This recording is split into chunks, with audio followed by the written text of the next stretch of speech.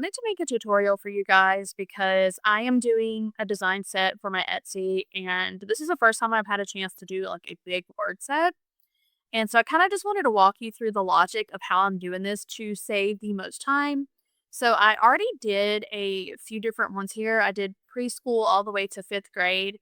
And now that I know which letters look the best, so like the I needs to be lowercase, the E needs to be lowercase, so on and so forth, and the G, now that I have figured that out and I like those looks, what I did was I pulled my entire list from the word vault in Skool, and I went ahead and told Chat which ones I needed. So like if it was an uppercase A, I wanted it to be lowercase E, so on and so forth, I.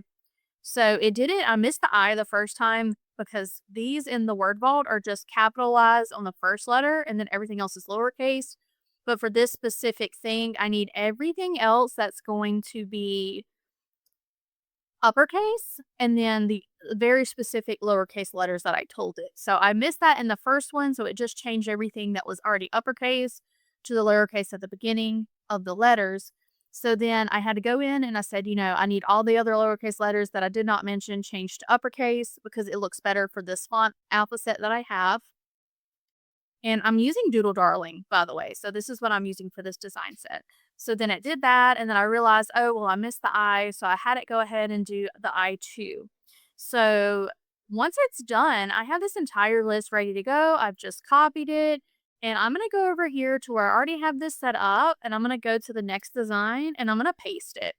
Now, this takes a little bit to get all of them together because this is going to make 121 to 126 designs, and they're not completely finished at this point. It's loading everything in, and then I have to go in and tweak the text for it. But I kind of just wanted to show you guys the process. So currently, as I'm recording, I have a timer. We're at 2 minutes and 9 seconds. I have 121 words ready, so all of my words have now loaded. I did save this project before I did this with just the earlier elementary grades just in case something happens and I lose it. I am about to push some more updates just to where we can minimize this here. And a little bit of the function here was kind of glitchy. So since I've already done all the way to preschool, I'm going to start with teacher and I'm going to go through, make sure that adjust the current design only is clicked. I'm going to select all of these and then I'm going to hold control and unselect the clip art because I only want to resize here.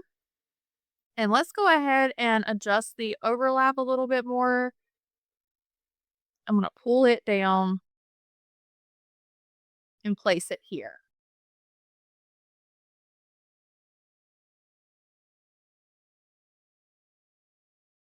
And I think I'm going to bump the overlap back a little bit. I kind of want it spread out just a little bit more for this specific word. That looks good. I'm going to group these really quick and just make sure I put it center because I did not have it centered to the design. This is already centered on screen. I'm going to go back in and click all of the letters and unselect the clip art really quick. And I'm just going to ungroup those because I want to be able to move them. And I don't like that the blue in the blue is matching. So I'm going to click the H and come up here to the top. And we're going to start it with the purple. So we're going to start clicking it purple and then we'll go blue. And then I'll do the orange. Now, because I have this selected, it is only changing the current word, so I don't have to worry about it messing with this up here. So I've already done those. And then I'm just going to keep it kind of right here and go to the next design and so on and so forth. Once this is done, I'll download everything and then I bring it over to the Bulk Mockup Tool. I bring in the zip file. It'll load all the letters in. I bring in just a plain piece of paper basically, or like you could just do a white background from here. And once I've done that, then all I have to do is I uploaded my watermark here, and the watermark, the way that I do it, actually already has the PNG design attached to it with the watermark behind it. I fit that to the screen, turn the opacity all the way up so we don't want it to be, lowered any because we need to see everything and we need to see the watermark. And then I click preview batch, make sure everything looks good, and then download here. So I just renamed the zip to Back to School Mockups. And yeah, so that's kind of just the process of using the word builder tool. And I'm probably going to rename that because it's really not a word builder tool at this point. It's just a bulk design situation, because you can also bulk design with just clip art instead of having to have, alpha sets, or maybe you just want clip art in a font, but you don't want an alpha set. There's a lot of different ways that you can do this that you don't have to worry about it. So this is how I have that. And like I said, there's 121, and I'm just going to go through here one at a time, and then like teacher's assistant, so on and so forth, and go ahead and work on those. And because it has 121, it can be a little bit glitchy. And what I mean by glitchy is that it's loading in a lot of things. So you don't want to try to make too many changes all at once.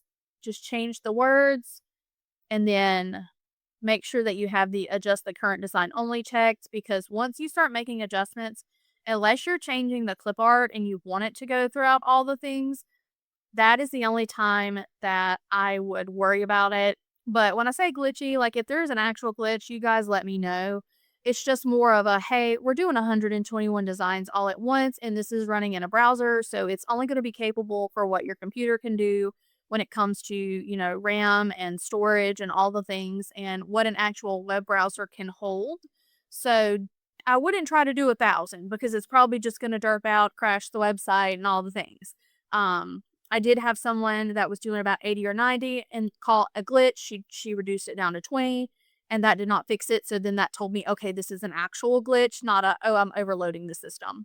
But so far, I would say this is doing fine. I mean, I have 121 here, and it seems to be working pretty well. So I hope that this helps you guys. I just wanted to kind of show you the process of what it would look like. And like I said, instead of having to manually go in and adjust, which was what I did with the portion right here from kindergarten to preschool, and I'm like, there's no way I'm going to be able to do that for every single one of these. And then my brain went, aha, duh. And I decided, oh yeah, I'm just going to go into ChatGPT and have it go ahead and read you the word vault for me in what I need it to be. So I'll have school nurse designs and bus drivers, and all of that will be done. And then I don't have to worry about manually trying to go in and manually changing 121 words. So I hope that this helps, guys.